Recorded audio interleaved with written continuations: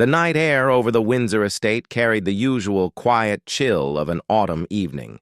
It was Sunday, October 13th, a date that would soon mark a disturbing chapter in the annals of royal security. Inside the cozy walls of Adelaide Cottage, a four-bedroom Grade II listed home on the edge of the sprawling grounds, the family was tucked away in the warmth of domestic normalcy.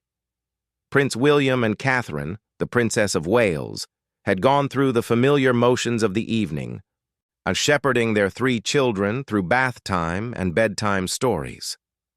Prince George, 11 years old and already carrying the quiet poise of his future role, had drifted off. Princess Charlotte, 9, with her confident and spirited nature, was fast asleep alongside her younger brother, the perpetually playful 6-year-old Prince Louis. It was a school night, and the cottage was a haven of peace. Just a few minutes away, and across the darkened fields and through the security checkpoints of the Crown Estate land, a different kind of motion was unfolding. Two figures, their faces concealed by masks, moved with a purpose that spoke of careful planning. They had identified a target: Shaw Farm, a working farm situated within the castle's secure perimeter. For weeks, or so it would later seem, they had been watching. They knew the routines, the quiet periods, and the location of specific assets stored within a barn. And they knew exactly when to strike. Scaling a 6-foot fence presented little obstacle to the determined intruders. Once inside the estate grounds, they made their way to the farm building. Their objective was not to approach the royal residences or cause personal harm, but to acquire valuable goods. Within minutes, they had started a black Isuzu pickup truck and a red quad bike, the engines growling to life in the otherwise silent night. The vehicles, once tools of the estate's Ri Chang Gong Zuo, had become the spoils of a high-stakes heist. The escape, however, was not silent. To get away, the burglars used the stolen truck not just as transport, but as a battering ram. They drove it at speed towards the Shaw Farm gate, a security barrier that served as the nearest exit point to the public road, the very gate the royal family themselves used regularly. The impact was violent. Metal shrieked against metal as the barrier was torn from its mounts, smashed and splintered beyond immediate repair. It was the sound of the crash, the violent breach of a physical security measure, that finally alerted the authorities to the fact that the sanctity of the Windsor Castle estate had been violated. At 11:45 p.m., the report crackled through to Thames Valley Police. A burglary was in progress, or had just occurred, on Crown Estate land near the A308 in Windsor. The two masked men, having successfully crashed through the gate, fled into the night towards the old Windsor and Datchet area, the red taillights of the pickup disappearing into the darkness. They left behind a scene of shattered security and a damaged gate that stood as a stark symbol of vulnerability. Inside Adelaide Cottage, no one stirred.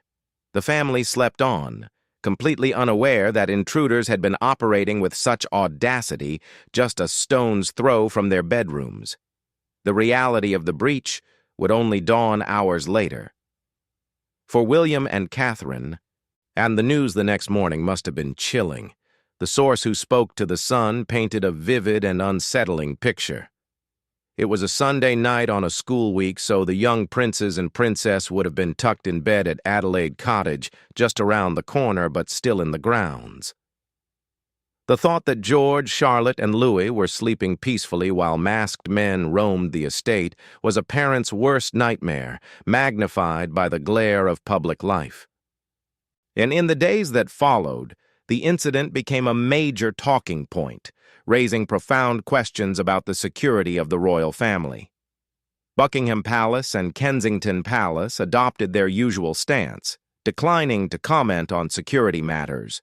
But the details leaked to the press painted a picture of alarming gaps.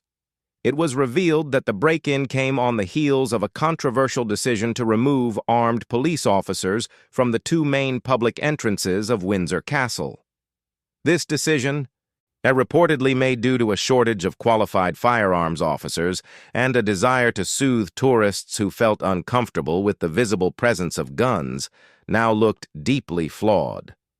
A source explained to The Sun the audacity of the raid, suggesting a level of reconnaissance that was deeply troubling.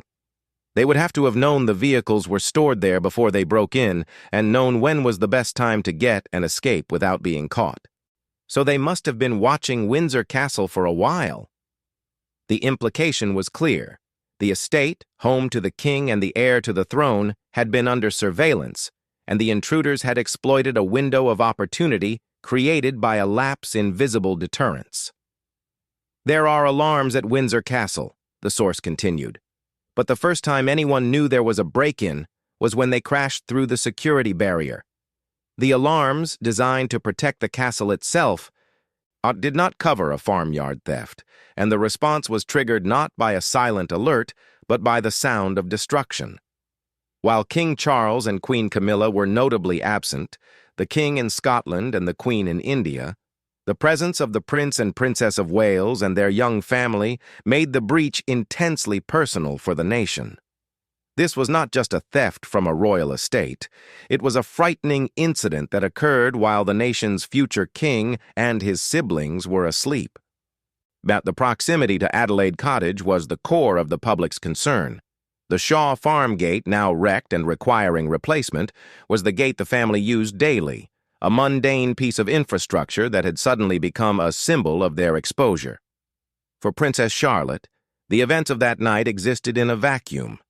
She remained blissfully unaware of the danger that had lurked in the darkness. But for her parents, the incident was a stark reminder of the balance they must constantly strike between providing a normal upbringing for their children and the extraordinary, sometimes perilous world they inhabit. The laughter and play within Adelaide Cottage's walls now echoed against a backdrop of heightened awareness. The police investigation was launched immediately. But as the weeks passed, the reality set in. No arrests were made. The masked men, the stolen vehicles, and when the answers to how such a brazen act could occur on the sovereign's land remained at large.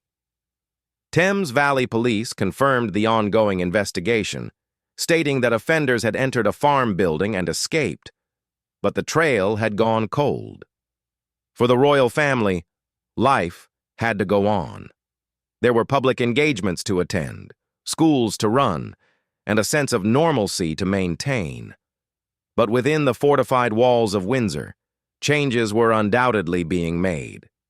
And the security protocols were scrutinized, the gaps analyzed, and the human element of protection reevaluated.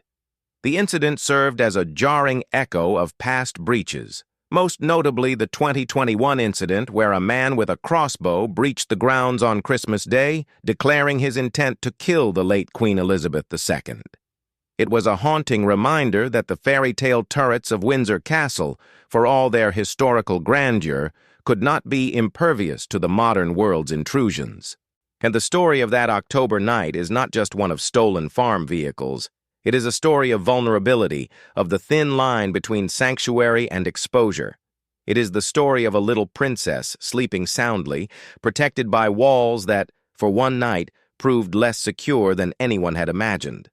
And it is the story of the parents who woke to the chilling knowledge that their children's safety had been compromised, not by a direct threat, but by the audacious actions of thieves who treated their home as just another target. The damaged gate has likely been replaced, and the security perimeter reinforced.